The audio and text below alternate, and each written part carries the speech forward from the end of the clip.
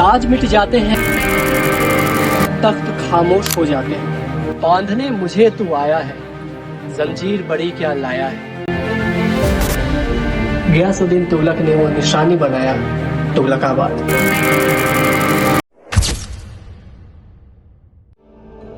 दिल्ली के इतिहास को जितना कुरेदो, हर बार कुछ नया हाथ लग जाता है। इतिहास की दुनिया में दिल्ली आज भी रहस्यमयी है।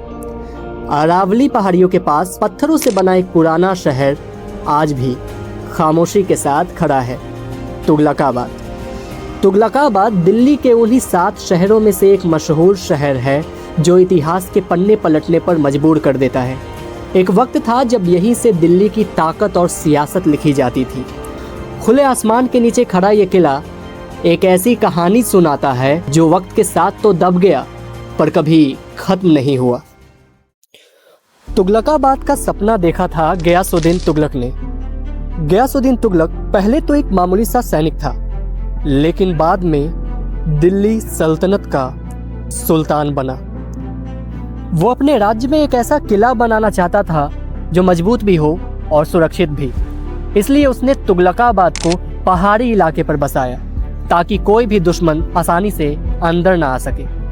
कुछ सालों के बाद गयासुद्दीन तुगलक की मौत हो गई। उनके बेटे मोहम्मद बिन तुगलक ने भी ज़्यादा समय तक तुगलकाबाद को अपनी राजधानी नहीं बनाया। और एक कारण ये भी है कि कठिन ज़मीन और पानी की कमी के कारण धीरे धीरे लोगों ने इस शहर को छोड़ना शुरू कर दिया। अगर हम गयासुद्दीन तुगलक के इतिहास की बात करें तो गयासुद्दीन तुगलक का मूल नाम गाजी मलिक था। एक ऐसे साधारण परिवार का लड़का जो एक वक्त के बाद तुर्क के रईसों में आना शुरू हो गया। एक ऐसा बुद्धिमान शासक जिसकी तारीफ खुद अमीर खुसरो तक किया करते थे। 1920 में अंतिम शासक नसीरुद्दीन शाह को हराकर सत्ता पर अपना आसन ग्रहण किया और स्थापित किया तुगलक वंश। हर राजा चाहता था कि वो मरने से पहले एक निशानी इस दुनिया को देकर जाए और गयासुद्दीन तुगलक ने वो निशानी बनाया, तुगलकाबाद। 1921 में तुगलकाबाद का निर्माण करवाया गया। कहा जाता है कि तुगलकाबाद का निर्माण मंगोलों के आक्रमण से बचने के लिए हुआ था।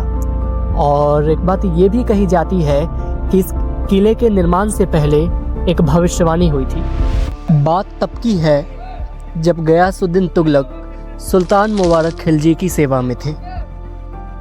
गयासुद्दीन तुगलक ने मजाक मजाक में सुझाव दिया कि पथरीली पहाड़ियाँ किले बनाने के लिए सबसे अच्छी जगह होती है। इस पर सुल्तान ने हंसते हुए कहा कि जब तुम सुल्तान बनना तो अपने लिए खुद ही बनवा लेना। गयासुद्दीन जैसे जुनूनी शासक ने इस भविष्यवाणी को पूरा करके दिखाया। कहते हैं ना, अगर इतिहास के पन्नों में अपना नाम शामिल करना है तो पागलपन की हद तक गुजर जाना ज़रूरी होता है। अगर मैं आपसे कहूं कि ये शहर एक शापित शहर है तो क्या आप यकीन करेंगे? जी हाँ, बात तब की है जब सुल्तान ने यह फरमान जारी किया कि सभी मजदूर सिर्फ तुगलकाबाद का निर्माण करेंगे। तो सूफी संत निज़ामुद्दीन औलिया के बाउली का काम रुक गया। तभी संत ने बद्दुआ दी, या रहे उज्जर या बसे गुज्जर, यानी कि या तो ये शहर वीरान हो जाए या फिर चारवाहों द्वारा हमेशा हमेशा के लिए बसा रहे। फिर क्या, 1325 में सुल्तान की मौत खुद उनके बेटे जूना खां यानी कि मोहम्मद बिन तुगलक के द्वारा करवा दी गई। ऐसा कहा जाता है कि अफगानपुर में एक साजिश के तहत एक लकड़ी का मंडप सुल्तान पर गिरा और उनकी मौत हो गई। वो शहर जिसका ख्वाब सुल्तान ने देखा था सिर्फ 5 से 7 सालों के अंदर खंडहर में तब्दील हो गई।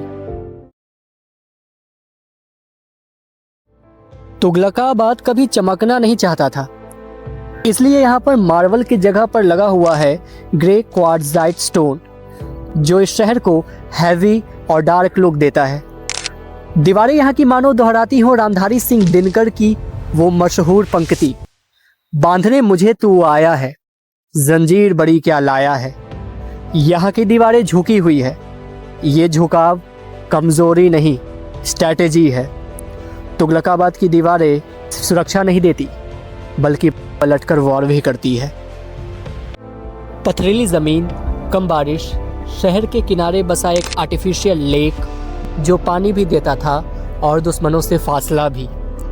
पानी सिर्फ रिसोर्स नहीं बल्कि सर्वाइवल स्ट्रैटेजी भी था। आज तुगलकाबाद खामोश है, न घोड़े, न सिपाही, न सुल्तान, पर पत्थर अब भी खड़े हैं, झुके हुए पर हारे हुए नहीं। ये शहर एक बात याद दिलाता है कि कभी कभी आर्किटेक्चर ख्वाब से नहीं, खौफ से लिखा जाता है। तुगलकाबाद के पास ही आदिलाबाद किला स्थित है, जिसे ट्विन फोर्ट कहा जाता है। इस किले का निर्माण सुल्तान मोहम्मद बिन तुगलक ने करवाया था। ये किला छोटा है, लेकिन इसकी रचना तुगलकाबाद से मिलती जुलती है, जैसे ये उसी का प्रतिबिंब हो या फिर उसकी एक छाया। इसी क्षेत्र में नायिका कोट स्थित है, एक छोटा और असामान्य आकार का किला। इसका निर्माण भी मोहम्मद बिन तुगलक ने करवाया था। ये किला तुगलक शासन की रणनीतिक सोच को स्पष्ट रूप से दर्शाता है। लेकिन तुगलकाबाद की सबसे गहरी कहानी जमीन के नीचे छुपी हुई है। इस किले के अंदर सुरंगों और तहखानों का जाल है। इनका उपयोग अनाज के भंडारण एवं गर्मियों में ठंडे आश्रय के रूप में किया जाता था। कुछ कहानियों के अनुसार कुछ सुरंगें आदिलाबाद फोर्ट तक भी जाती थी, शायद इसी आपातकाल में गुप्त रूप से निकलने के लिए। किले से कुछ ही दूरी पर गियासुद्दीन तुगलक का ये मकबरा है। लाल बलुआ पत्थर और सफ़ेद संगमरमर से बना ये मकबरा सिर्फ शव स्मारक नहीं बल्कि शक्ति और आत्मविश्वास का प्रतीक है। कभी ये मकबरा पत्थर के पुल के द्वारा किले से जुड़ा हुआ होता था और चारों तरफ पानी से घिरा हुआ होता था। इस मकबरे के अंदर गियासुद्दीन तुगलक, उनकी पत्नी मखदिमा जहां और उनके पुत्र सुल्तान मोहम्मद आदिल तुगलक शाह की कब्रें हैं। ये सिर्फ एक इंसान की नहीं बल्कि पूरे वंश और विरासत की कहानी कहती है। इतिहास के साथ साथ तुगलकाबाद कई अफवाहों और रहस्यों से भी जुड़ा हुआ है। कहा जाता है कि मोहम्मद बिन तुगलक के शासनकाल में जारी किए गए तांबे के टोकन मुद्रा आज भी इन्हीं खंडहरों के बीच दफन है। इसी विश्वास के कारण सालों से खजाने की खोज करने वाले लोगों को यहाँ खींच रखा है।